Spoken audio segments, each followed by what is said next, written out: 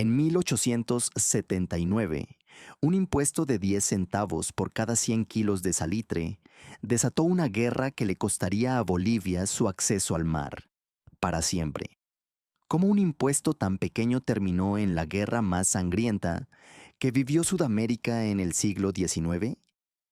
¿Qué decisiones militares definieron un resultado que cambiaría el mapa del continente?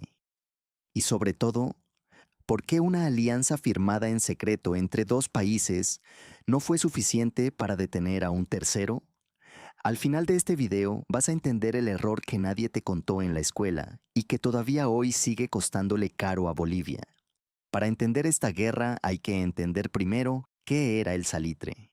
Hoy nos suena a un mineral cualquiera, pero en el siglo XIX era el equivalente al petróleo, la materia prima para fabricar fertilizantes y pólvora en toda Europa.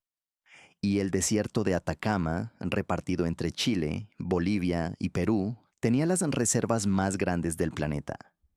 En 1873, Perú y Bolivia firmaron un pacto secreto de alianza defensiva. No era un tratado público, era una garantía mutua ante la creciente presencia de capital chileno, explotando el salitre en territorio boliviano.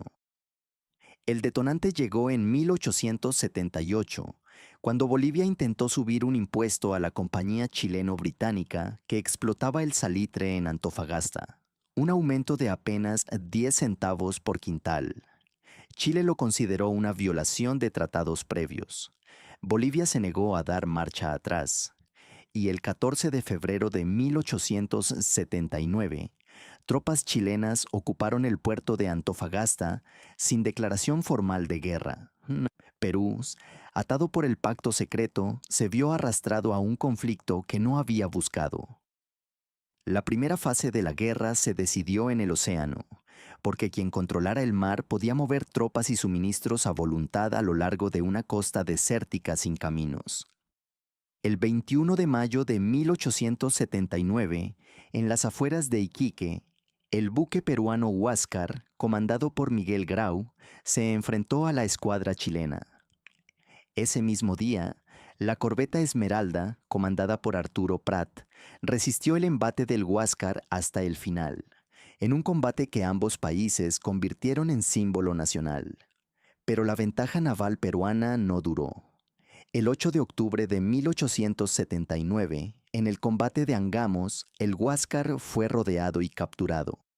Miguel Grau murió en batalla. Con su muerte, Perú perdió el control del mar.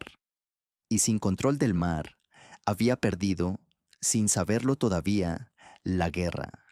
Con el dominio naval asegurado, Chile pudo desembarcar tropas donde quisiera a lo largo de la costa peruana y boliviana.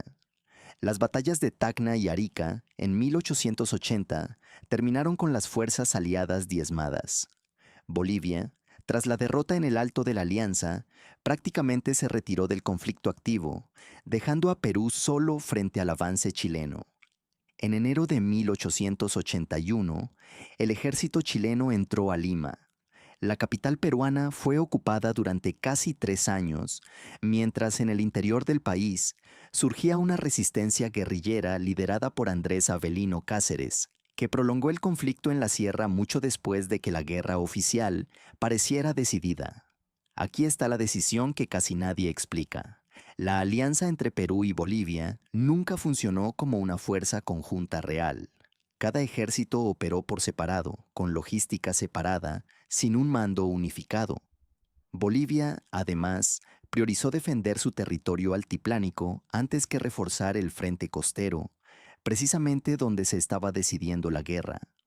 No fue la falta de valentía lo que perdió esta guerra.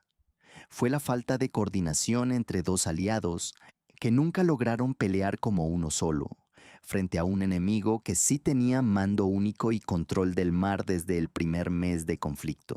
El Tratado de Ancón de 1883 y el pacto posterior con Bolivia en 1904 confirmaron lo que el campo de batalla ya había decidido. Bolivia perdía su única salida al Océano Pacífico. 140 años después, esa pérdida sigue siendo una herida abierta. En 2018, Bolivia llevó el reclamo hasta la Corte Internacional de Justicia de La Haya. La Corte falló en contra. La mediterraneidad boliviana, nacida de un impuesto de 10 centavos, sigue sin resolverse. Esto no está en tu libro de historia. Esto es Crónicas de Pólvora.